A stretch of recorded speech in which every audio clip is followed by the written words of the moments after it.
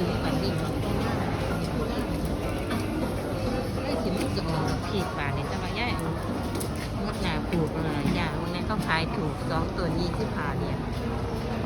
ออกหน่อยเหมือนกันมันถือเข่านาแล้วเราซื้อไปกระสิทธิ์ไปเนี่ยงามมันไปดูปลูกแล้วจ้าสอนนี่สอนที่เราสอนได้สอนบอกผิด